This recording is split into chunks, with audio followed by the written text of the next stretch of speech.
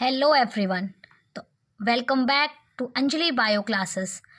कल हम लोगों ने सेल के इंट्रोडक्शन और उसके दो टाइप्स के बारे में स्टडी की थी। आज हम लोग पढ़ेंगे कि सेल की खोज किसने की, सेल में सबसे पहले क्या पाया गया, इस चीज़ के बारे में आज हम स्टडी करने जा रहे हैं। तो देखिए, हम लोग बात करें हिस्ट्री ऑफ सेल की। 1665 में सबसे पहले रॉबर्ट हुक नाम के साइंटिस्ट ने सेल की खोज की थी।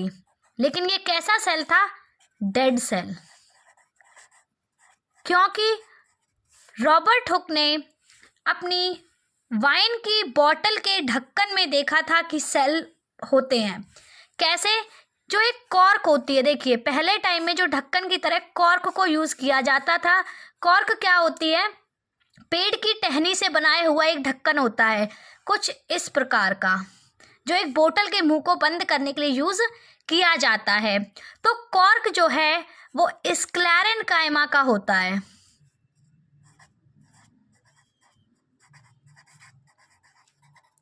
स्क्लेरेनकाइमा जो होती है, हमारी कॉर्क होती है, वो स्क्लेरेनकाइमेटिक सेल्स की बनी हुई होती है।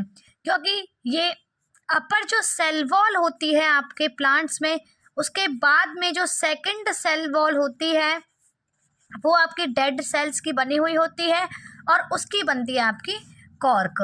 तो रॉबर्ट हुक ने एक डेड सेल की खोज की थी।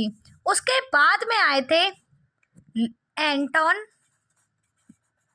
वॉन ल्यूवेनहॉक भैया। इन भैया ने क्या किया था?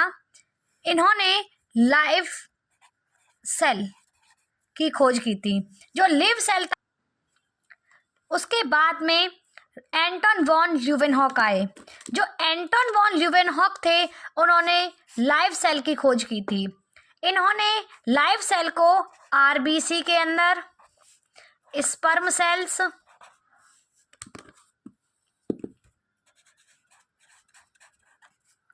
इन सभी सेल्स के अंदर देखा था। अब आप लोग सोच रहे होंगे कि ये जो हमारे सेल होते हैं वो ऐसी चीज़ तो है नहीं जिसे हम अपनी आंखों से देख लें। तो सेल्स को देखने के लिए माइक्रोस्कोप की भी ज़रूरत हुई होगी। इसका मतलब जब लाइव सेल की खोज हुई थी उस वक्त माइक्रोस्कोप की डिस्कवरी हो चुकी थी। तो इसे बोलते थे माइक्रोस्कोपिक एरा। तो माइक्रोस्कोपिक एरा के आने के बाद में एक और साइंटिस्ट आए जिनका नाम था रॉबर्ट ब्राउन।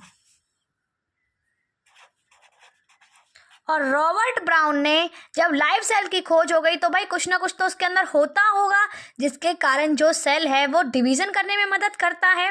तो डिवीज़न के लिए उन्होंने ढूंढा न्यूक्लियस। तो न्यूक्लियस के डिस्कवर कौन थे? Robert brown. क्लियर सबको? उसके बाद में आती है सेल थ्योरी। देखिए, ये हिस्ट्री बहुत इंपॉर्टेंट है। मोस्टली जो बच्चे नीट की तैयारी कर रहे हैं उन सभी को ये सारी चीज़ें पता होनी चाहिए कि कब कौन से साइंटिस्ट आए, कब उन्होंने किस चीज़ की खोज की थी। तो देखिए, जो सेल थ्योरी दी थी इसकी 1838 में सेल थ्योरी दी गई थी, दो साइंटिस्ट द्वारा, स्क्वान एंड स्क्लेडन।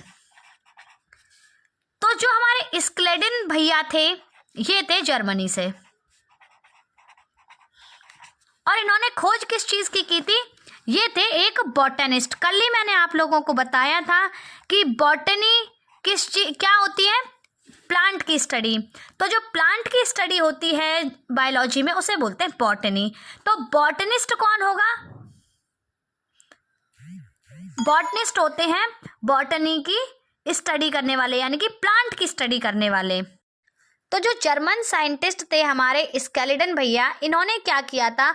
बॉटनी के अंतर्गत बहुत सारे सेवरल प्लांट्स की स्टडी की और उनके अंदर ढूंढा कि कौन कौन से सेल्स पाए जाते हैं, उन सेल्स के क्या क्या नाम होते हैं, कौन सी मेम्ब्रेन्स होती हैं, उन सभी चीज़ों के बारे में इन्होंने बताया। लेकिन इनसे गलती क्या हुई? ये सेल डिवीज़न के बारे में नहीं बता पाए। और ये मिस्टेक केवल स्केलेटन की ही नहीं, स्क्वान की भी रही थी। हम आपको बता दें कि जो स्क्वान थे ये ब्रिटिश थे, यानी कि इंग्लैंड से बिलोंग करते थे, और ये क्या थे, जूलॉजिस्ट थे, यानी कि एक पेड़ पौधे वाले भैया थे और एक जानवरों वाले भैया थे। दोनों ने मिलकर काम किया और सेल थ्योरी का जन्म दिया। देखिए, जो जूलॉजिस्ट होते हैं ये क्या होते हैं, प्लांट के बारे में स्टडी करते हैं। तो जूलॉजिस्ट स्क्वान ने, मैथ्यू स्क्वान इनका पूरा नाम है, तो इन स्क्वान भैया ने 1839, देखिए स्केलेटन ने काम किया था 1838 में, 1838, और स्क्वान ने काम किया था 1839 में। इन दोनों ने कंबाइन करके अपनी जो बुक लिखी थी उस बुक को कंबाइन नाम दिया था सेल थ्योरी के नाम से। ठीक है, तो इन्होंने बहुत सारे स्टडी किसके बारे में की थी, सेवरल एनिमल्स के बारे में इन्होंने स्टडी की, लेकिन इनका भी वीक पॉइंट क्या रहा था, सेल डिवीजन। ये नहीं बता पाए थे कि एक जो हमारा नया सेल क्रिएट होगा वो कैसे होगा, एक नई रिप्रोडक्शन की प्रक्रिया क्या होगी आपके प्लांट्स और एनिमल्स में।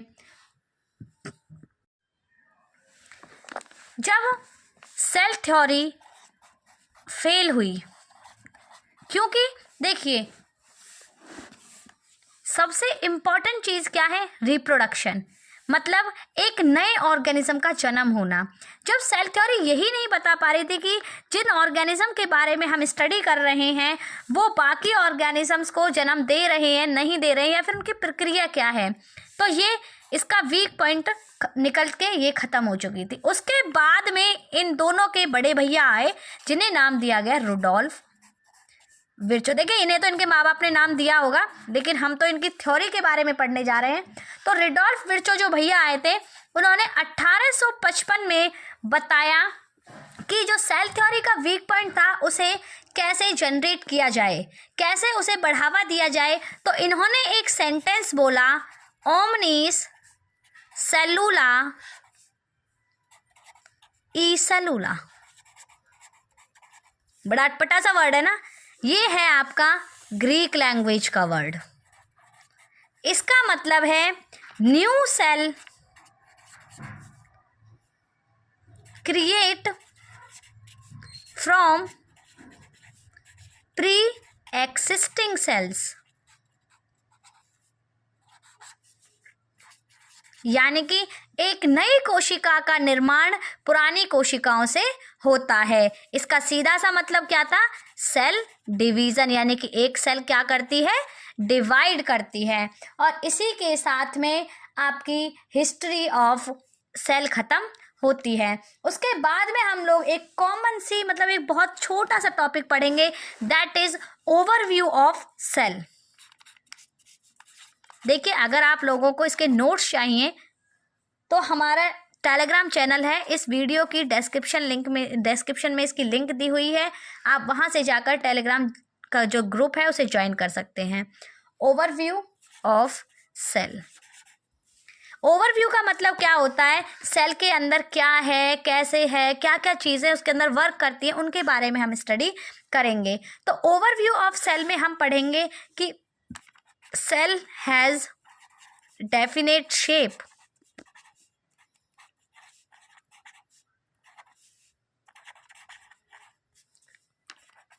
cell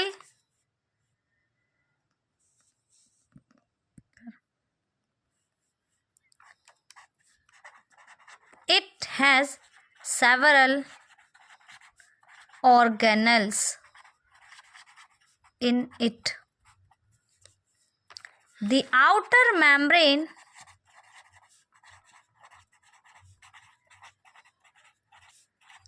of cell is plasma membrane.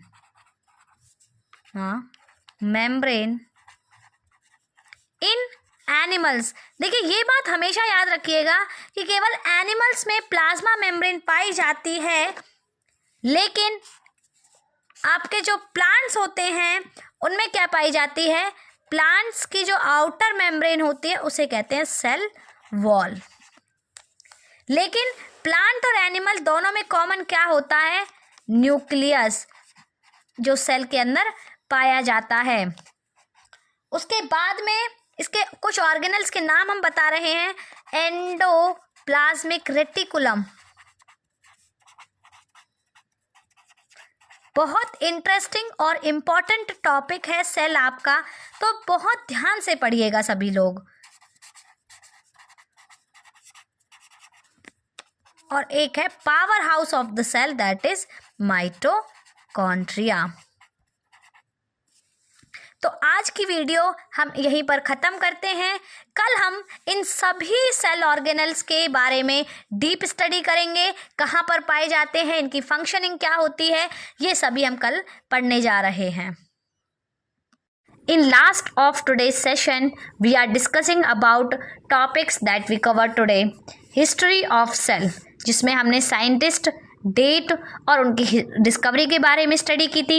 Overview of cell, जिसमें हमने पढ़ा कि सेल के अंदर कौन कौन से ऑर्गेनल्स पाए जाते हैं और कौन कौन जो ऑर्गेनल्स होते हैं उनके पॉइंट क्या होते हैं, प्लांट्स में कौन से होते हैं, एनिमल्स में कौन से पाए जाते हैं।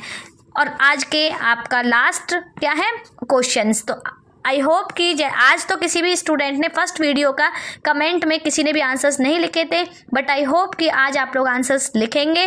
तो पहला क्वेश्चन है हु गिव सेल थ्योरी, और second is name 5 cell organelles, जो हमने आपको ओवरव्यू ऑफ सेल में लिखवाया है। इन दोनों क्वेश्चंस के आंसर देने के लिए ट्राई कीजिएगा। Thank you, have a nice day all of you.